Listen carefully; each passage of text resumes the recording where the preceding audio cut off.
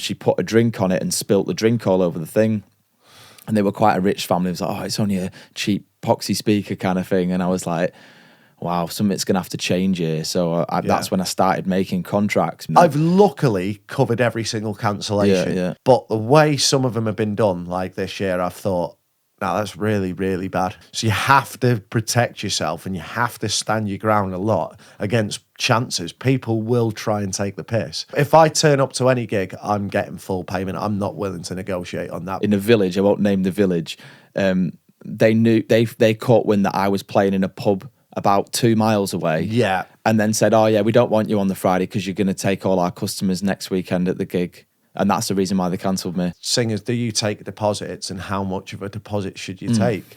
I'm not mugging off what we do because you've got to be talented to do what we do. But well, why would you be cocky about singing covers? Like, it's a talent, but it's. One more song, one more song, one more song, one more song, one more song, one more song, one more song, one more song, one more song, one more song, one more song, one more song, one more song, one more song, one more song, one more song.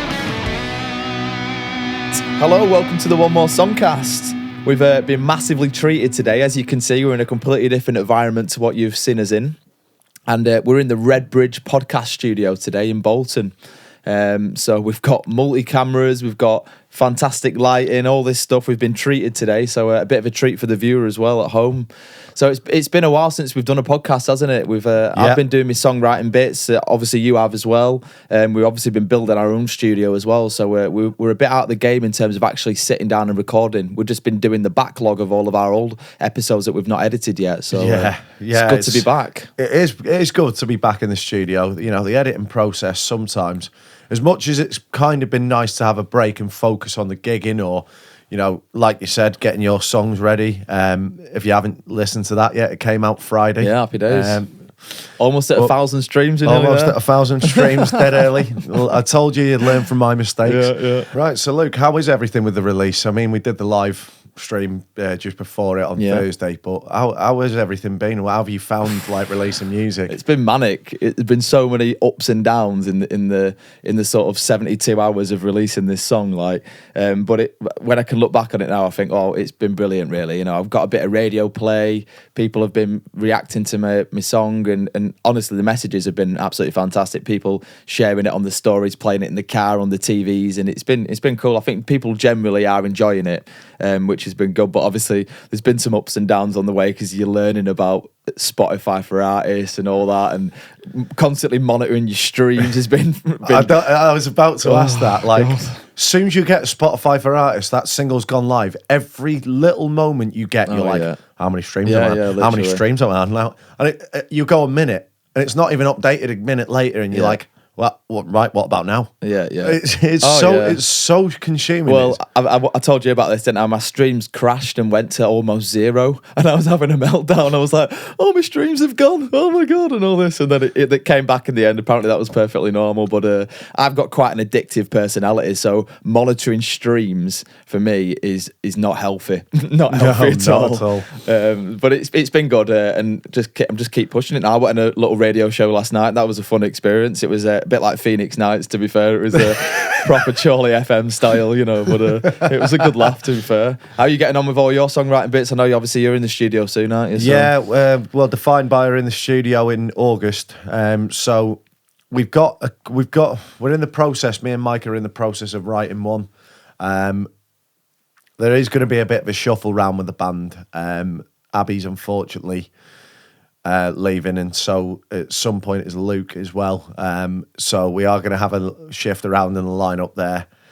Hopefully we'll get a new bassist and drummer after recording pretty quickly. But yeah, September Abby goes, and possibly Luke as well. So this is Defined by band, isn't it? Yeah. So we're trying to get new songs in the set. One of them that we've got called Blue Tonic is coming up. That should be getting mixed soon, actually, as well. Yeah. We're going to Sean for that one, and we're going to Matchbox for the actual day's recording for another song. So, a live session? Or? Not a live session, actual studio recording, just a single recording. But yeah, this will be hopefully the end of this year and beginning of next year, we should have two good tunes out. Absolutely. And get more out after that. Definitely. Obviously. Just while we finished catching up on our lives, because it has been a while since we've filmed, obviously. And today's obviously is part 3 of the payment series. So negotiate, because obviously me and Lee are both, obviously we're both songwriters, but we do the cover scene as well, don't we? That's our bread and butter, that's our living. Yeah. So we're talking about the money side of local music today, part 3. So covering deposits, aren't we? Contract negotiations, that kind of thing. So we're going to get into that. But just to finish off, so I got my first radio play on Friday, and that felt like such a buzz. You described that feeling to me as well. Yeah, it was like you're just there. So I think the first time I got a radio play was for a song that I featured on called "Hear You Say." There was a producer in Liverpool called Carter Inc., and he released it, and it was wicked. Like just seeing your name on Spotify, that like.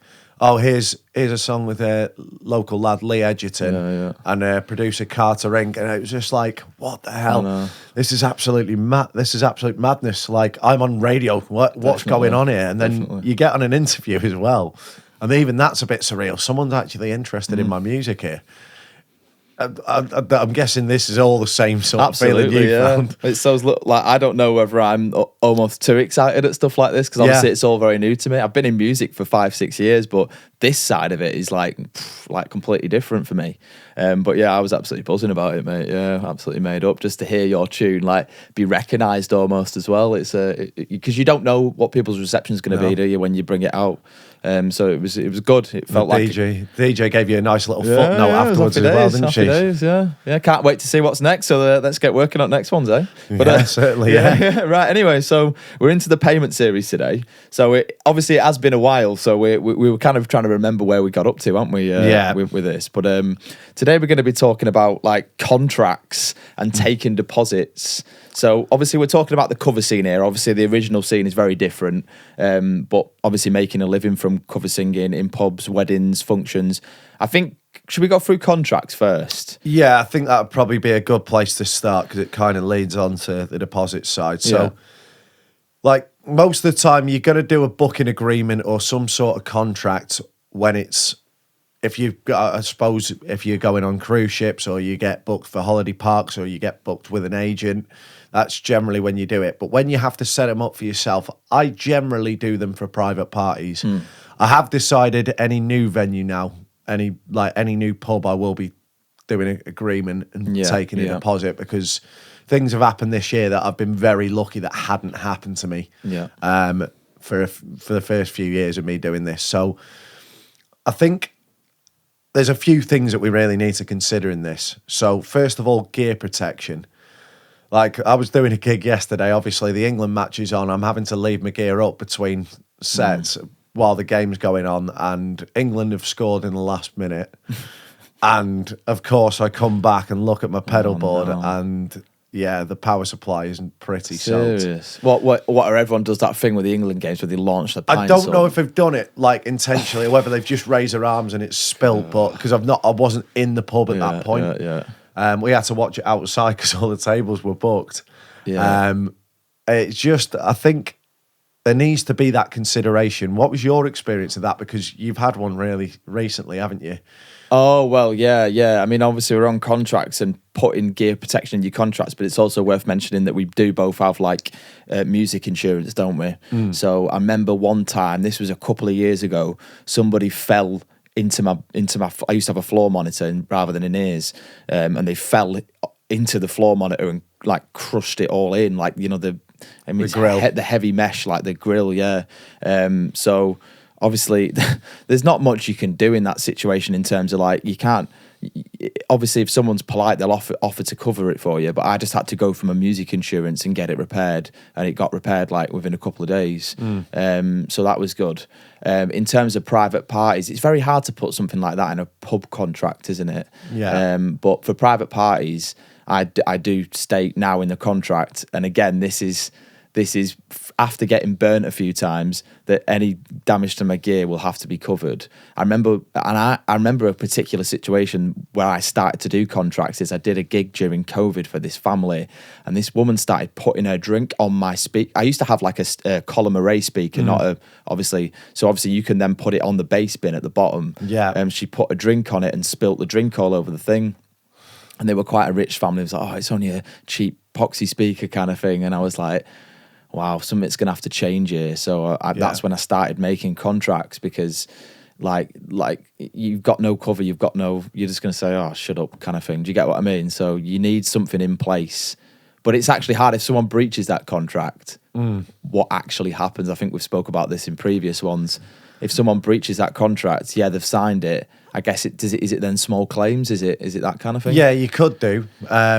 Well, I'm with the musicians union, and the musicians union would find a way to get that covered. Yeah. Generally, even if it's not with them, there's just some sort of representation. It's like having a union if you work in an office. Yeah, yeah. You know,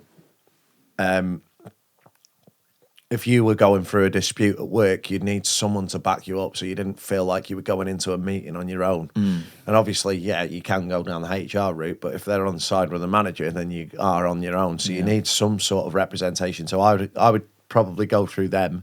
And if that didn't work, I would take the advice, whether it be small claims court, and then sometimes is that even worth it? You know what I mean? By the time you spent the money on the legal fees. Yeah.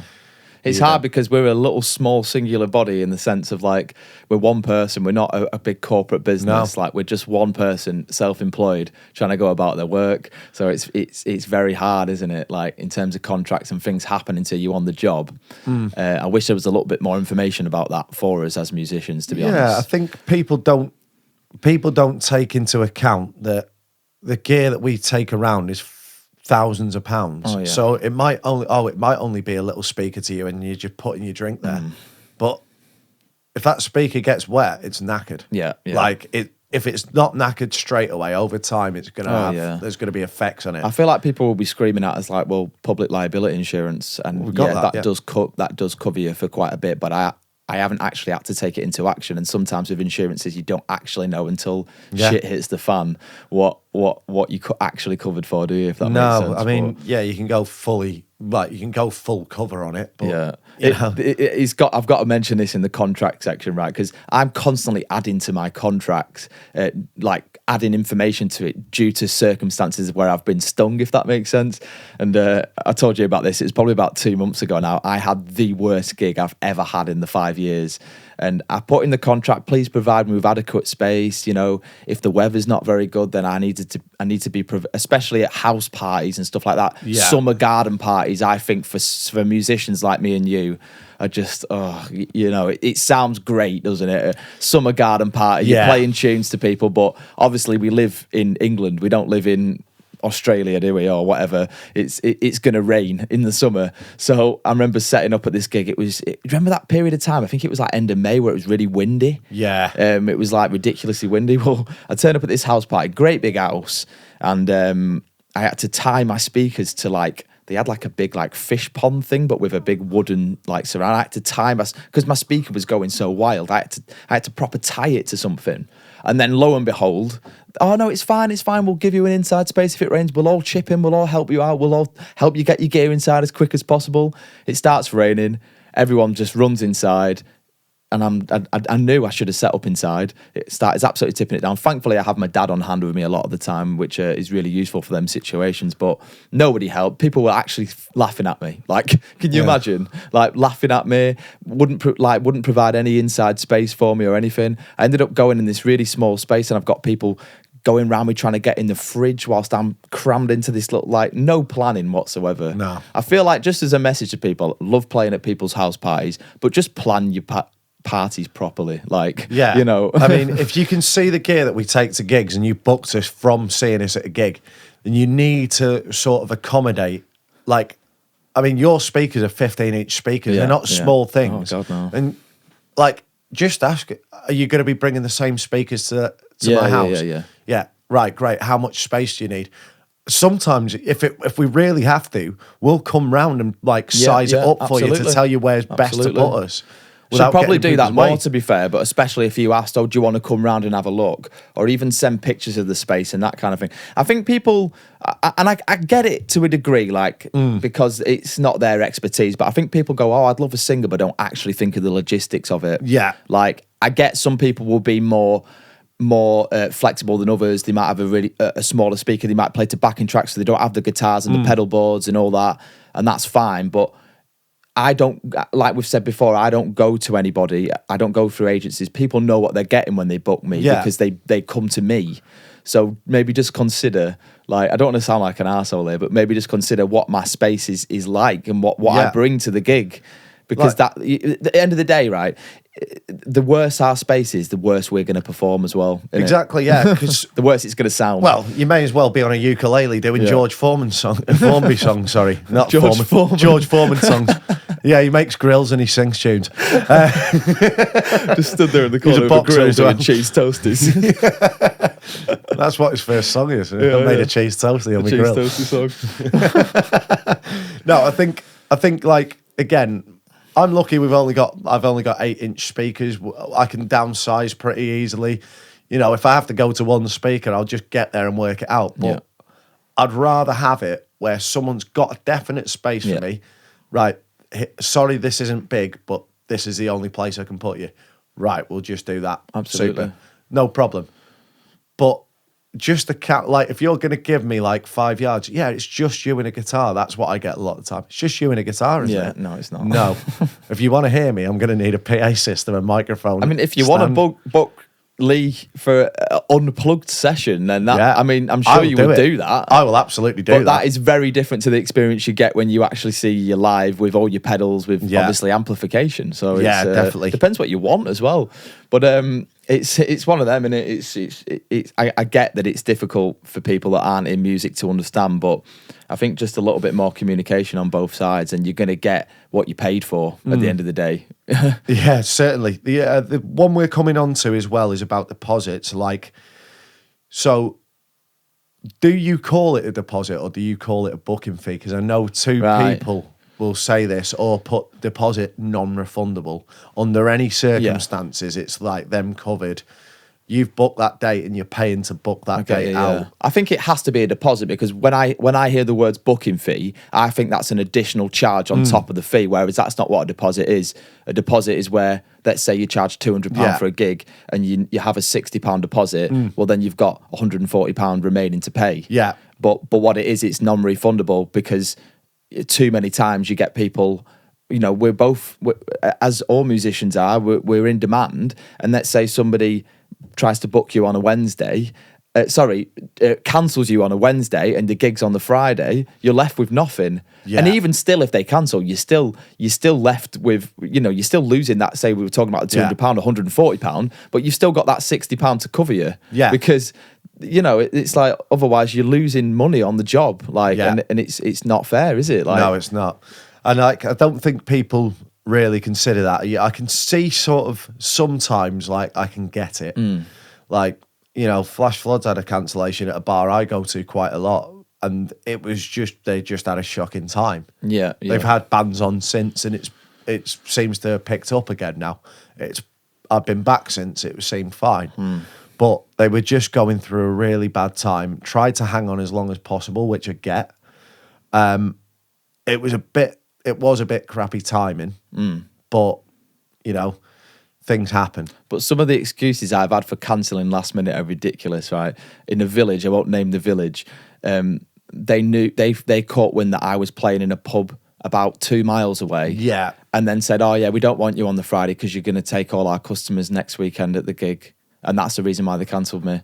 So I didn't take a deposit for that, because I just thought, you know, it'll be fine. And then you get stung with stuff like that, and it's just like, well, I have to start taking deposits, because what a ridiculous excuse to cancel a gig. I think they were going under, and that was just an excuse. But what I take them from new pubs now as well, and I don't know if you do the same. I'm definitely going to start to, but because you start to. A lot of mine have been rebookings from people I've known for a while. Yeah, that's fair enough. I won't take it off you know, the people that you know well, and you build that. But for the very first time that you've now got a pub gig, Because you've seen it, pubs can disappear and not let you know.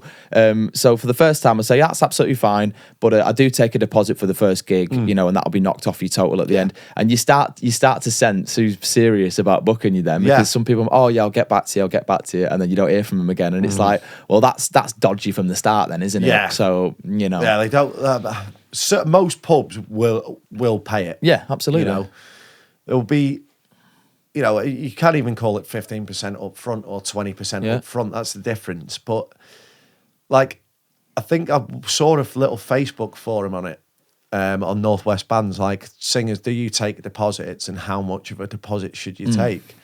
And someone's like, a lot of singers out there are taking 50% deposits. Well, I'm at 20%. That's why I take. Yeah, I think 20% is probably fair, but a lot of singers are saying 50%. I do get it though. I get it. Because even if that gig still gets cancelled, you're still losing 50% of your normal. Let's say you don't go to your normal standard job. You know, you're sick or whatever. You still get covered, but you still won't get that 50% of the gig, will you? Absolutely not. So it's we don't get sick pay. We don't get pension, like, you know. Well, so unless we sort that out. Unless we sort it out. So it's you know. It's a different ball game, and I think people just, you know, most people, I think, and most pubs think it's just a hobby for someone. Yeah. And that's the issue. When you're a working musician like us two, that gig gets cancelled, that's your livelihood. Luckily, you know, we can message back. We've got plenty of contacts where we can go, right, let us know if there's a cancellation or do you need a singer for this weekend? Yeah. But you don't always get it though, do you? You shouldn't have to be doing that. I've luckily covered every single cancellation. Yeah. But the way some of them have been done, like this year, I've thought, no, that's really, really bad. Yeah. I think there was one. She asked me for a poster, I think a couple of months earlier, and I'd gone through a bit of a tough time. Couldn't get access to the posters. And I think I didn't get it till like a few weeks later. So I've looked on their page to see if they've advertised anything, because I've not seen anything from them. And I've seen that they've advertised someone else. I said, right, well, I was booked to sing on this date at this time. What's going on? She's like, oh yeah, because I didn't get the poster 3 months before the gig. I didn't think you were playing. Right. Well, again, could that not just been a message to go, hi, you still playing? Could I still get that poster? Yeah. I said, if that's shocking. If you want someone to send you a poster, you ask for the poster until you get it.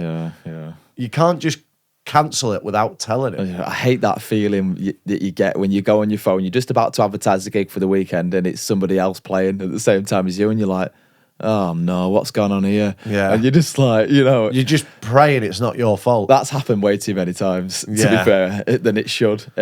Just before we move on to that, so have you ever experienced, and again, I think the beauty of this is we're not naming pubs, we're not naming venues, we're keeping it anonymous, but it's just all experiences that hopefully listeners can learn from as well, isn't it? Yeah. We're not here to, well, we are slating situations, but we're not slating people directly. And it's just so maybe pub owners, people booking, or musicians themselves can maybe learn from experiences that we face and you know, hopefully don't. Same goes the other way. If you're a musician and you're randomly cancelling a pub, think about their customers. Think like they've got all these people in to entertain, and you're like, I've seen things like about warning people about artists that just haven't turned up without any. Well, I was going to get onto that in a bit, because it has actually, I have actually had to cancel gigs recently for certain circumstances, and I want to look at that from the perspective of the pub owner as well, and see what that might be like for them, for the knock on for them, if that makes sense. Yeah.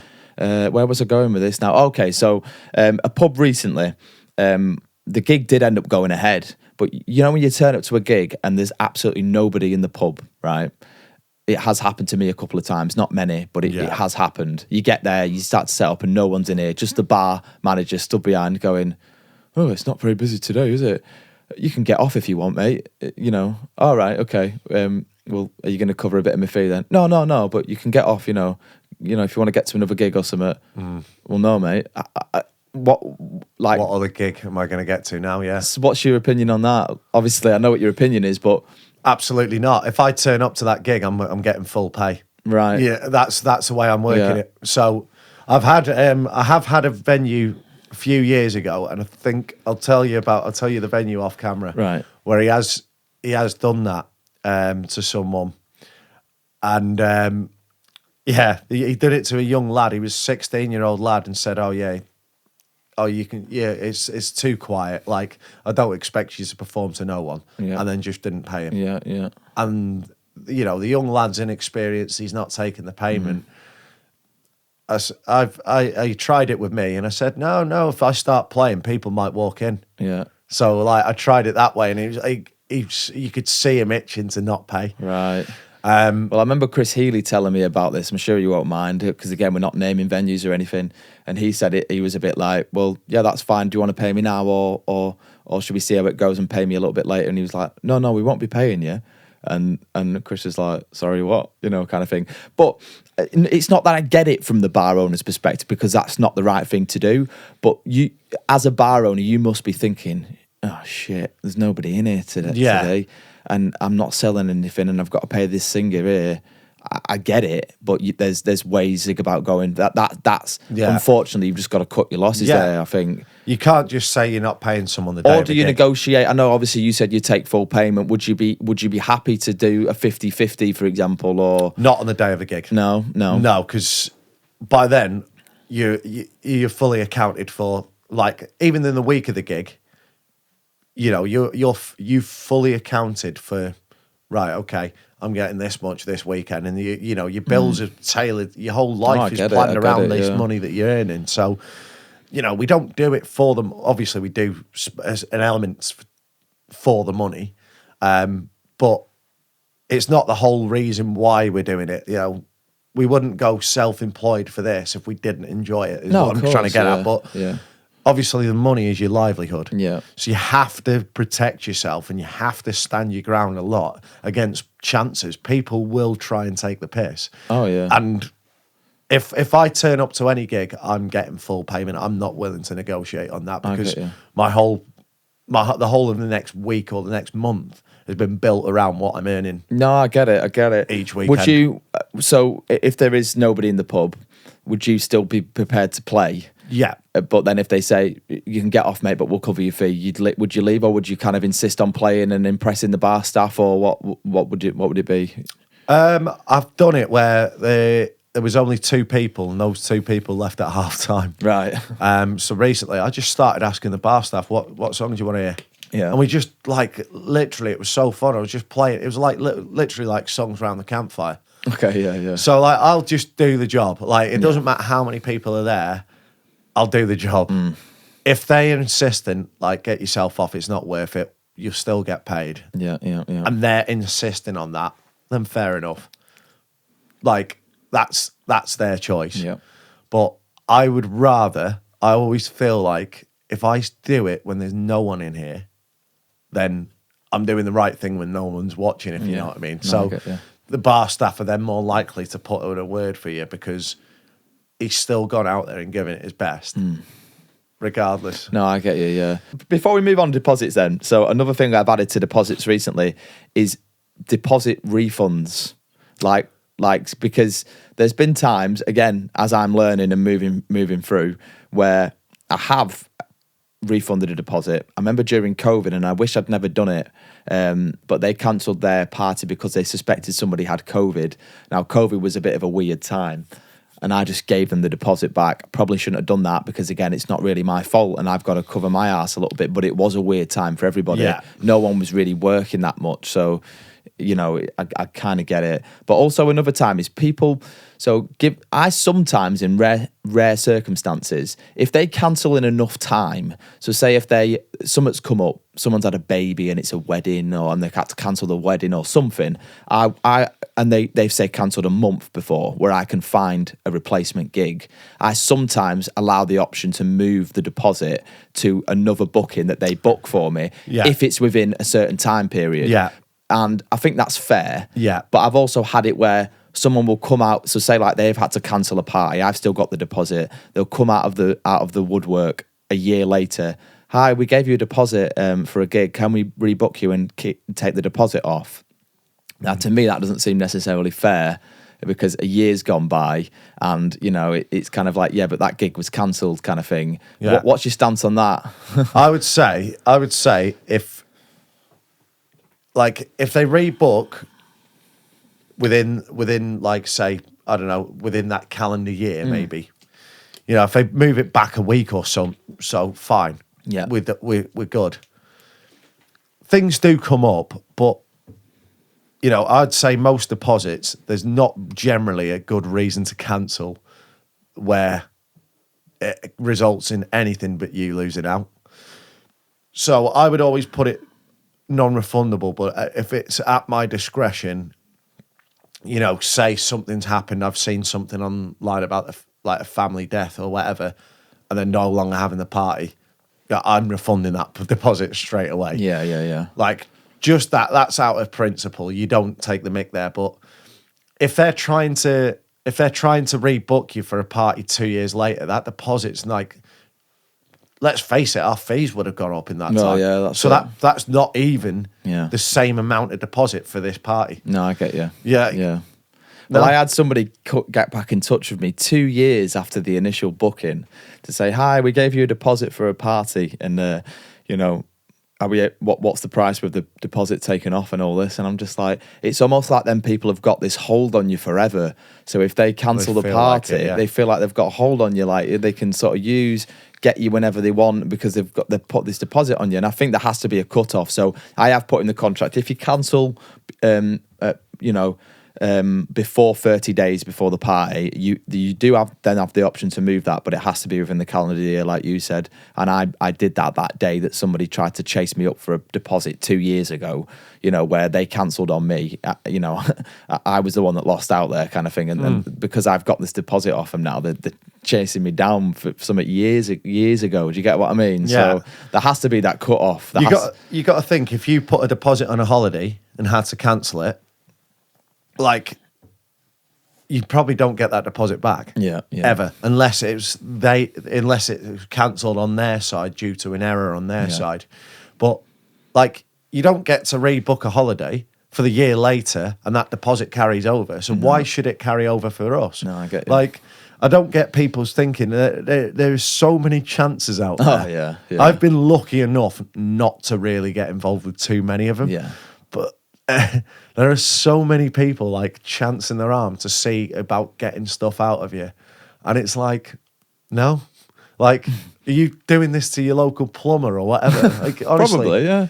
I mean, it's funny you should say that, because obviously my dad has his own business, obviously very different to music. He's window blinds and you know, but the amount of people that have taken the mick out of him over the years, like tried things and tried to not pay for full jobs and all that kind of thing. I mean, it all goes on, doesn't it? So I think it's not just us, but obviously it's a difficult job with what we do, because we get paid like after the job, don't we? Like, do you get what I mean? And it's like you say, people can just cancel on you, like, but they can do that to my dad as well. And my dad can, because it's made to measure as well. Yeah. Like, you know, it can only fit that window. Yeah, you can't yeah. Oh no, just take them back. We don't want them now. No, it's been measured for your window. Like, it's personalised. It's like getting I'm trying to think, like a personalised, you know, what I can't think of an example. There's mugs, I suppose, but yeah. It's like getting a tattoo and going, I don't want that tattoo anymore, or whatever. It's personalised to you. Like, yeah. That's exactly what I asked for. I'm not paying for that. Yeah. But it's like, it's difficult, isn't it? We've got to be fair on this podcast, though. Do you want to just take a little bit of a break in terms of just talking about life before we go into the next bit, or you're happy to just crack on? Yeah, can do. Have you been watching any Glastonbury? I did see a few clips from Coldplay's set, and I saw a couple of clips from Paul Heaton's set, and then obviously a bit of Jamie Webster's set as well. Oh, has he been on at Glastonbury? Yeah, he's been on. He's done it, I think, the last 3 years now, and he's gone down really well. I think he's actually, I don't know if he's on the main stage this year, but now the pyramid stage for Coldplay, when they brought Michael J. Fox on, looked good, and the glowing wristbands for Sky Full of Stars, that just looked amazing, to be fair. It was funny that, because we were gigging on Saturday night, and it was on all the TVs, so it almost looked like our backdrop for us playing. Like, you know, you see hot lights and flashing figures. It's like, oh, Glastonbury's on behind us, but we're doing this little gig in a pub. Well, where were we on Saturday? We were doing the Flag Market in Preston. Right. tell you what, it's run by there's a little ale bar called the Orchard Craft. I think it's Craft Ale House. Right. They book all the music, and it's just basically they put this seating area outside there underneath the shelter in the flag market, Nice. and it was absolutely superb. Ah, nice. It was a perfect warm up because we're doing Glasfest again next week. Where's that? Glassfest? Longridge. Okay, So what yeah. it is, I'm sure we told you. I'm sure I've told you about it before. But basically, it's like an agricultural show during the day, and then they put a marquee up with a stage on it, like a bar, Yeah. and 200 people get packed under this marquee. And there's people on each other's shoulders. This literally looks like a mini Glastonbury. Yeah. So Flash Floods headlined it last year. I hate to think what it's going to be like because I think they're going to have to get a big screen for the football at 5 o'clock as well. Yeah. We talk about gear protection, then good luck with that. Yeah. Well, luckily there's a stage, so all the gear is elevated. Right. But it was absolutely crazy last year. Yeah. There was people dancing on tables, and Nice. you're just watching them, thinking you're going to fall off there in a minute. But they're proper jumping on it. They're not even. They don't care if they're about to fall over and break a leg. They're just doing it. We have to mention we don't gig together very often, do we? But No. we gigged together last weekend, didn't we? At China Richard Football Club. Yeah. It was all right. It was just I think sometimes when the crowd are a little bit far away from you, it feels like you're not going down as well. It was a weird one as well because it was on a Sunday and it wasn't a bank holiday, so I think people weren't really on the ales as much as maybe what they have been on previous years. But no, I think we both said it though. We should probably rehearse more, even though we don't gig that often, because it took us about 5 or 6 songs to get into the gig. After that, I think we were fine. Well, it's like playing in the same football team together, isn't it? You've got to be in synergy with each other. So when you're not gigging together for 6 months and then you come together, there's going to be some rust there, isn't there? You know? Yeah, so definitely. Yeah. But it was good. I enjoyed it, to be fair. And then obviously you played after, didn't you, with your Flash Floods band? So I stayed a little bit after to watch his dinner. But yeah, it was good. It was good, to be fair. I've got 3 weeks off now. I've booked 3 weeks off just to chill out, enjoy life a bit. I'm going to a few concerts and things like that. Oh, you got Richard Ashcroft coming up, haven't you? That's Hay Hall. Not Hay Hall. I wish it was Hay Hall. Robin Park. Robin Park, yeah. Wigan. Going to that Radio 2 one as well. I think is that not September, though? Is that the one where Travis are on? Travis going are on, on the Saturday. Yeah, I'm going on the Sunday with the missus. So, but I'm going to try and do a little bit of writing, music, songwriting. Have the time to just, because you know what it's like. With a busy working week, then you're in the gigs. You don't have that time to just sit and just have a clear head. And I want to write a bit more and just, I don't know, just live. We don't live normal lives gigging, do we? Because it's Friday, Saturday, Sunday. You don't have weekends. So I just want to live a little bit normally, maybe, and just get ahead of myself a bit. I do get what you mean. But at this time of year, I always say I'm not going to go as mad as I did last year. I'm not going to go as mad as I did last year. And then you get an inquiry and you're like... The next thing you're like, yeah, I can do that. Oh, the money's good for that one. Yeah, I can do that one. No, I totally get it. And then before I know it, I've done at this moment in time, by the end of next week, I'm sure it would have been something like 15 gigs in 3 weeks. Wow, jeez. So, yeah. Needless to say, I'm a little bit tired. So I did let off a little bit of steam last night, to be honest. My mates were out at Leyland Gates watching the football. So I had a bit of a gap between sets. So the state of me when I started to the state of me when I finished playing, let's just say there was 2 different gigs. Did you not text me yesterday and say I'm just about to start set 2 and I'm pissed or something? Yeah. I don't do many of them, to be fair. No. I normally don't start drinking if I'm going to do that till halfway through the first set, or I normally have one for the first set, but then you've got about a 15-20 minute break. Yeah. So I might get 1 pint at half time or whatever. Yeah. When I do that, it's not normally as big a gap. But when you've got a 45-minute gap and then you're on at half time, then you've got another 45-minute gap and then it's extra time. Yeah. And then you got another half an hour's gap. There's a lot of drinking time in that that I didn't take into account. I had a few drinks on the build up to my release on Thursday night. Yeah. Just because I'd worked really hard those 2 days to get everything ready and. Because I'm not a big drinker, so when I have a couple of pints, sometimes it just hits me like a ton of bricks. So on a Thursday night, I'm like, fucking hell, I'm pissed, in my house on my own. And then we got on a live stream. Yeah. But should we get back to the payment stuff? I think there's not really. Well, I think we should cover what it might be like from the perspective of a bar, because we want to be balanced. Yeah. Perspective of a bar owner, where singers are being pretty shitty, really, and performers are being pretty shitty and not turning up, cancelling last minute. I mean, I have to sort of stick up for myself a little bit. Like I say, I have had to cancel 1 or 2 recently, but for sort of my dog's not been very well. No. And there was one time but they were dead understanding. It was the station in Preston. They were like, oh, don't worry about it. But I think what you should do as a singer is always try and get someone to cover you. Because if you can go, I'm really sorry, I'm not going to be able to make it tonight, but I've got a list of these singers that are available to sing. Yeah. Then that doesn't put the pub out, does it? You know, and it doesn't happen very often. But. Yeah, that's one thing I've since I've got to know a few musicians around here. I always recommend probably about the same 3 or 4 people. If I know they're not gigging, or I'll ask, I'll just stick something in the little groups that I've got. Here's a fee. Like, can you cover this tonight? So, for example, Kathy, who's doing our interior design for our studio, covered me. So, massive shout out for that. And it was dead easy, dead seamless. It was like, well, I've got Kathy for you tonight, and she's a good singer. She'll do a great job for you, and that was fine. There was another situation though recently where I got stuck on the motorway coming back from a race.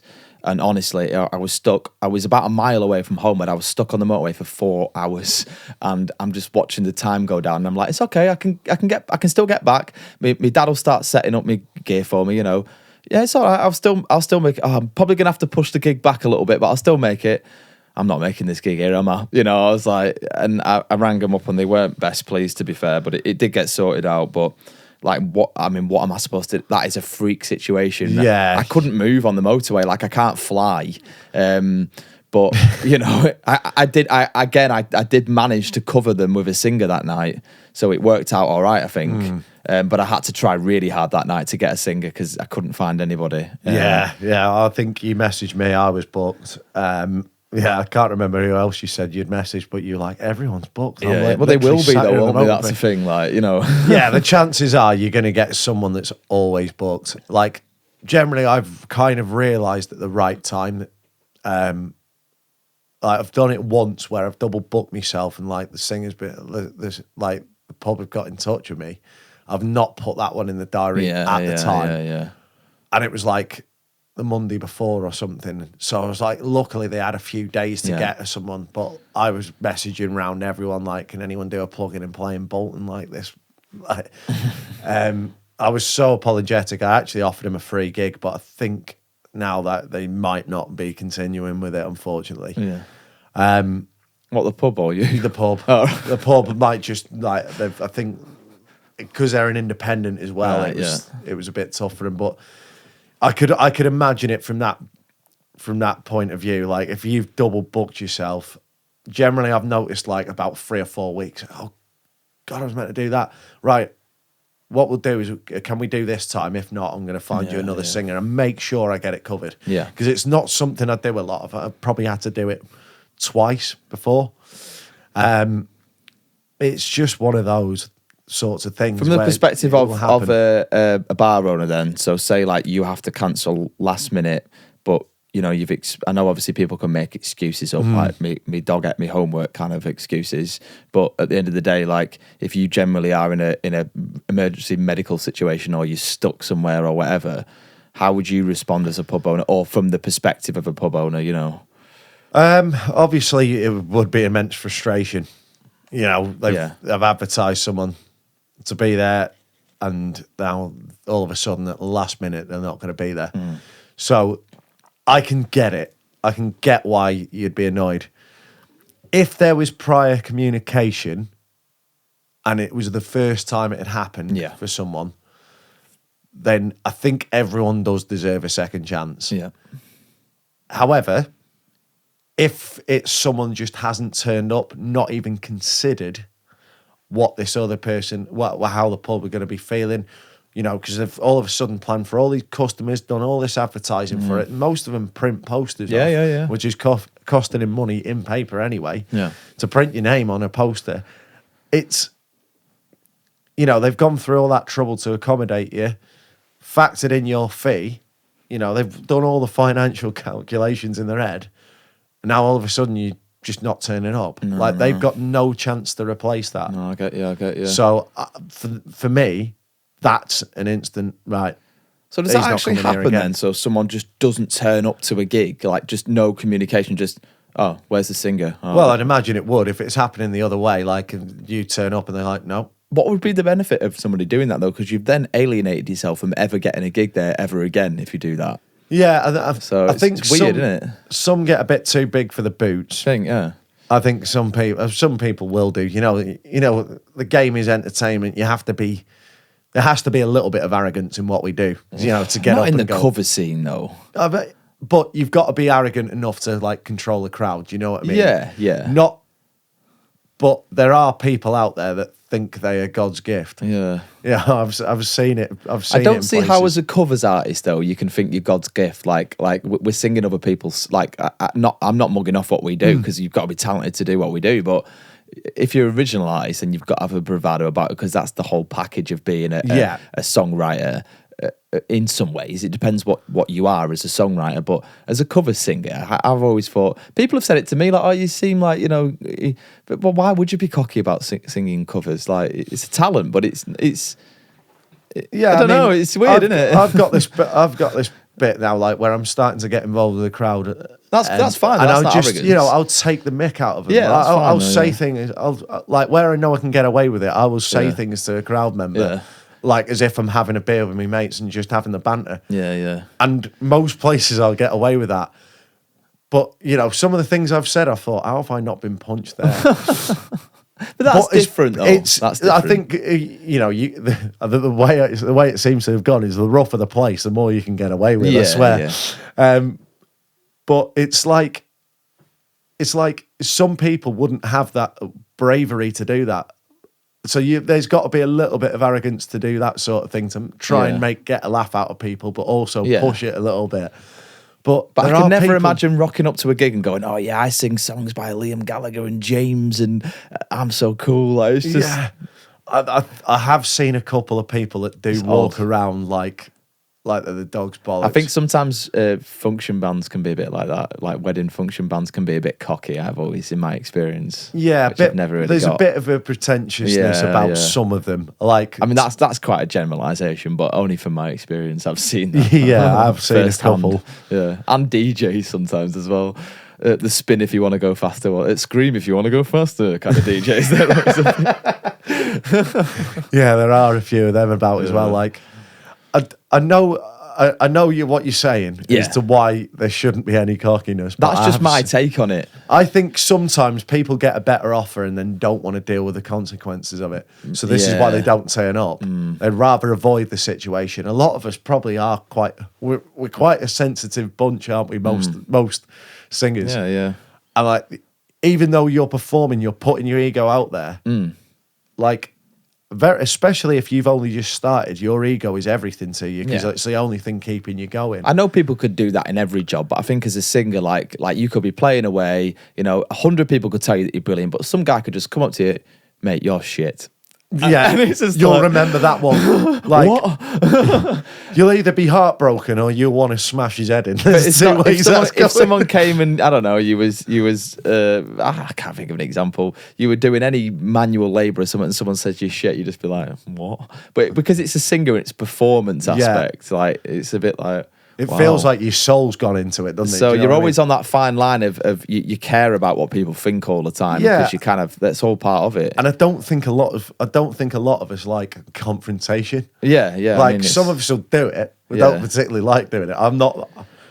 I get into a lot of confrontations about silly things. Like, well, me and you have got into 40 arguments. We only have a arguments. laugh, don't we? But Yeah, we take the banter. Like, look, if anyone read our banter on footy, they'd think we were getting ready to bring each other up and have a square it off. We spend hours arguing about United and Liverpool stuff, don't we? So good. So good.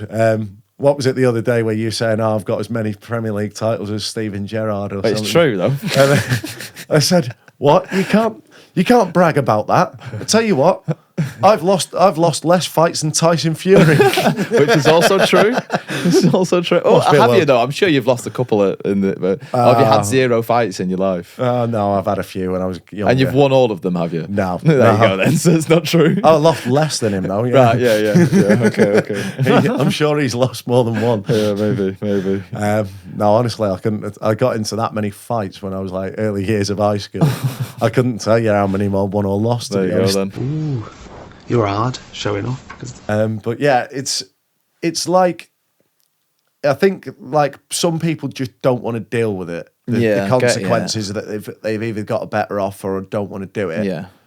Some people are just rude and don't care about the other person. So The thing is, we're easily traceable. Obviously, we have Facebook pages set up, and you know we can be found within an instant with with local bars that we're playing in. So it's not in our best interest to act that way in terms of just not turning up to a gig. Or I mean, I sometimes get a better offer come through. Say a big wedding comes through, but I'm doing the pub, and if it's too close to the gig, I'm not going to take the wedding, because it's just principle. I whatever books, if something's in the book, I generally won't do it. If it's say like 2 months away, I might be like, is there any way that we can move that day, and try and work it around? Hi, have you got any availability? Can we swap this date? Because that seems fair. And if they can't, then, I might have to still do the pub gig. Yeah. But, I just think generally. I don't like that whole better offer thing, personally. No, I no. mean, Especially last minute. we wouldn't like.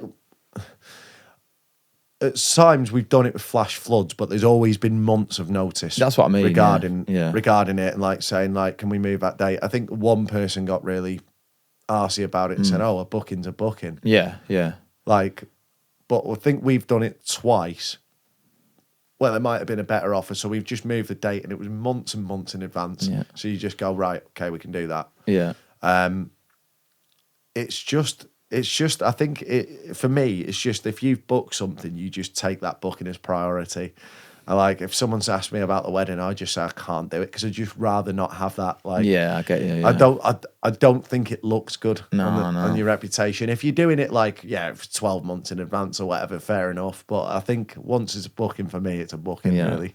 Just, it's not really payment this, but just as we're sort of wrapping this episode up, so taking time off. So I've just said I'm taking 3 weeks off, and you get the temptation that sucks you back in. So it's Jessie's birthday coming up, so I made sure I've booked that off. And I just wanted to spend a bit of time off, but I got a message this morning. Oh, can you do a gig I didn't realise football's on Saturday night. Can you do a gig on Saturday? And I'm like, oh, well, there's no reason why I can't really, but I've booked these 3 weeks off and I do want them off. And then I know I'm going to regret that on Saturday when I'm about to leave. And I'm like, oh, I really could do with just chilling tonight. Like, I know you're a bit of a sucker for that as well. What's your advice for that then? Because I'm staying firm on this 3 weeks now. I'm not. Yeah. I have had a few inquiries, but I'm gonna stay firm because I just want that 3 weeks off. Yeah, I've had it on both sides. Most of the time, I'm going to take a gig. Yeah. Like, there's just not even a way about it. Like, for example, on Saturday, I already had one gig in Runcorn for an old mate of mine, Junior. Who we need to get on, actually. He's got a really interesting musical background. Yeah. So I've had that booked in for months now. Then Glasfest booked in. So there's one gig really early in the day, one gig quite late. And I was planning, when you do these festival things, I always like to watch a few acts before and after. Because I think there's nothing worse than you waiting around for your set. And then they clear off after. Clearing off. Yeah. If you've got a genuine reason, like you've got another gig or you've got somewhere to be, fair enough. But like, there's a lot of it happens in original music. The band will turn up and then just leave after their set. Well, I think that's weird because, like you say, unless you have got somewhere else to go, because I'm now in this world as well, I'm really interested in listening to people's music. Like, I want to hear other people. I want to hear what they're doing, and I'm interested in the game almost. Yeah, definitely. And you want like, what are they doing that I'm not? Like, let's see what the fuss is about sometimes. Even you're weighing them up, and you don't mean to, but you're it's like, part you're of it though, isn't it? Yeah, you are. You are going right. Let's see what he or she's made of. Yeah. Let's see what they're made of. See what this band have got. I think I don't get why, when you love music so much, you wouldn't want to go and watch other people and act like you're the most important person. And in the also, world. we know how hard it is, especially now I'm dipping my toe in the songwriting world, how hard it is. Like, so why wouldn't you support people? Do you know what? In Preston, this hasn't been an issue. Yeah. Whenever I've done gigs at the Ferret, the acts will like chat after sound That's check. good. That's what you want. And you know, like I think there was one where it was like an acoustic night, and I met about 4 class musicians, really, really good acoustic guitar vocalists or singers even. They were so good. Yeah. And there was almost like this togetherness, like we'd all been there before. We all met each other before. It was so good. When we gigged with the Florentines, they stuck around for the whole thing. They got there for. But it's like they'll listen set. to your music on. Give you some streams, you give them some streams, give them a follow. Yeah. I find it odd when like original musicians like don't. I know it's a bit petty, but don't follow you back on things, and like it's like I know even if people's music isn't to my taste particularly, I'm still interested in what they're doing. I'll still listen because I've got an open mind when it comes to music. Yeah, you know? But I think Going back to what we were talking about as well, I'm actually having to be that guy that plays me set and gets off because another gig in Runcorn came in between. Yeah, I mean, that's was fair like, enough, isn't it? But it was a plug in and play. It was like, but go and chat to the musician before it. I'm really sorry, mate. I've got another gig, but hope it goes well. I just messaged Junior straight away. I said, listen, mate, I'm going to actually have to be that guy that gets straight off after be set. Yeah. I've picked up another gig. He was like, no worries, man. I would have done the same. But you totally understand that. It just takes a little bit of communication. Junior is literally just like, I've kind of taken a leaf out of his book. He does about 6 gigs a week. He just any offer, he can't say no. No, absolutely. He's exactly like me. But there was a time where it was like I did need a break, and I've taken the break. I always take a bit of time off for Nosheen's birthday and stuff like that. We always have a little weekend in February. Yeah. So I do probably end up having like at least 1 gig off every 6 weeks. It probably turns out, and then it might not do again for another couple of months. Yeah. But like I felt like I was ready for the holiday this year. Actually, I think it was the first time I'd kind of switched off before. Yeah, even though I was hounding you about song release stuff. I was like literally like there was times I'd look at my phone, I'd put it down. I'll be honest, I was like going, I'm not dealing with that now. And then I'd come back to it at the end of the day and then message you. It's because I was then uploading my stuff to DistroKid, and it was all that process. Lee, how do you do this? Lee, how do you do that? Yeah. But I think next time we'll go through it properly to sit at a computer and do it together. I think I've figured it out now, to be fair. But so another thing to mention as we finish, we've just started a 5-a-side football team together, haven't we? So that's been an experience. We've got a game tonight. I'm injured, so 2 weeks in, I'm injured. I got a little niggle. But our goalkeeper's injured, so he's playing in net tonight. I'm having it going goal. It's not going to plan so far, really, is it? Yeah, it's been a bit wet the last couple of days as well, so I might end up sliding out the area. Yeah. I'm still kind of hoping I can maybe play a bit tonight, but I think that's a bit naive to think that, really. Anything you're listening to as we're finishing now at the minute, original music, because I want to tell you about somebody that I'm listening to at the minute that's class, and I didn't realise how good they were. I did discover a band called Apostles. Right, yeah. And it's basically like, they've almost got this like very guitar-driven stuff, but the lead guitar sound is almost like it's reminiscent of Johnny Marr from the Smiths. Yeah. And Johnny Marr, like, probably in the history of British indie, is probably the best guitarist out of all of them. Like, he's just so clever. I've watched a couple of bits of Noel Gallagher making Council Skies, and he just comes in and just the way he thinks about the guitar is just like no one else I've read about. Apostles, obviously your song. Cheers, mate. I had to listen to the Cases new song. Yeah, tune, you like that one? That one's pretty good. And Muddy Elephant have released a song called 18. That's they're probably the most recent ones I've listened to. What about yourself? You know him, I think. Goldfish Don't Bounce, or Goldfish Don't Bounce. Charlie, is it Charlie Butterworth? Or the name rings a bell. Their music is quality. Yeah. Go and have a listen to it tonight. They've done a tune, right? And I think they've put a lot into the marketing and the strategy around it. They've done a tune. It's only 1 minute 35 long, but it's fucking quality. It's really good. They've got a hell of a lot of streams as well. Is it indie stuff? Is it? Or it's a bit rockier than that. Right. You can kind of imagine it on a sort of fast-paced action film kind of thing. Right, It's cool. He's a bit like maybe he's not like Justin Hawkins really, but he's a rocky, got a rocky, but it's not metal, but it's rocky. Yeah. Go and check that out.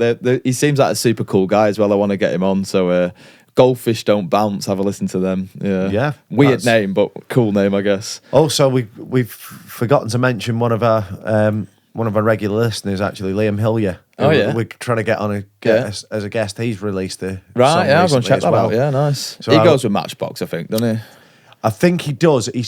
I think he went with Matchbox for the last one or last couple. Yeah. I know he's bringing some more out because he's not done original music for a couple of years. Right, yeah. That's actually how I knew him. I didn't know he was Right, even yeah. doing covers, and then the Right. next thing, I've been able to quit my job and gone full time. It's like, where the hell did that Well, come he seems from? to do what fan stuff. Does he do the boss nights and that? I don't know if he does the boss nights. He's played at Liverpool, though, hasn't he? Yeah, he's playing in the stand. He plays in I think it's the main stand he does. And then he used to do like the family park behind the main stand, and then I've moved him in. Yeah. So he's always in Liverpool city centre as well, doing the plugging and plays round there. He's very, very busy. Yeah. We But- keep saying, like, we're going on for this. Maybe this is for a different episode. I reckon actually save what I was going to say for the songwriting episode that we're going to have coming soon, because I'm talking about songwriting now because I'm buzzing about songwriting at the minute. Yeah. I think we just maybe leave that for now and maybe sign off today. I think we've covered. So this will be the end of our payment series. There's been 3 parts. So if you haven't checked out the other 2 parts, go and have a look on our YouTube channel. We'll put the links to the videos up at the end of the video, won't we? And in the description and all that. But I think that sums everything up in terms of payments in the And cover scene. in doesn't terms it? of payment as well, don't forget you can check out our shop. Yeah, we've got an online shop now. We've got some One More Songcast t-shirts. Really cool designs, aren't they? Yeah, I've still got a couple at home as well. Yeah. So I think they're both small or a medium or something like that. Small, medium, and there is a large. They tend to I fit. took the large. Oh, did you? They tend to fit quite small, don't they? I'm Yeah. usually a small in everything, but I'm a medium in this, and I never wear medium in anything. And I think people, like even my mum's a medium, I think, and she's like 5'3". So probably if you I get the size bigger, I'd say, if you're looking to get one. Go a size up and wear one of our fantastically branded I've t-shirts. sold quite a few at gigs, to be fair, and people seem to be liking them. So yeah, thank you. Yeah, the if you issue have is bought one. a lot of mine have been out the area. I've tried to plug the podcast, but Yeah. it's not. Yeah. It's not seeming to get a following in Warrington. It's hard, isn't it? Because I think people think podcast and think, I can't be arsed. But when you actually, we've had it like when people actually listen, it's like, oh, that's absolutely brilliant. We're enjoying it, just chatting all things music. And I think people can relate because obviously they're doing the same things as what we do as well, local music, innit? So Yeah, I think it is one of them, like, where you sort of like, I think it does help to just know other people's experiences. Definitely. So things like this, where we're talking about the situations, how we'd possibly handle it. There's no one way to do something. If you think there is a right time to refund a deposit, in my opinion, most of the time there isn't ever a good reason. I'm a little bit more lenient, and some people might do it differently, and I totally get that. It's whatever keeps you stable, like, is the main thing, without stinging people or being stung and feeling like you're being taken advantage of. I think so. Exactly. Yeah. Don't take the piss. Don't take the piss yourself, because it only affects you. It's only you that gets negatively affected after the pub allows one incident that happens. Definitely. Right, we're going to sign off there. Just to let you know, Mark Frith's I've got it now. Mark Frith's episode has now become our highest YouTube viewed episode. So congratulations, Mark. He said in a very cocky way that he would do it. So so fair play to him. He's got a good following from obviously his Troubadour days and the music he wrote. So and also he's got a hell of a following for his Raven Sundays. The Fat Birdie pulls in a good crowd as well. So if you think you can be the highest viewed guest, come on and give it a try. We're open to new guests, artists, aren't we? yeah. Obviously, we're in a bit of a transition at the minute, but with Redbridge, we're going to come here again and do another episode as well. So we're looking forward to that. Big thanks to the guys there. Definitely go and check them out, and we'll see you for the next one. Yeah, see you soon, and keep viewing all the episodes. Go back through all the content and follow us on the One More Songcast on all social media. Cheers. Thank you.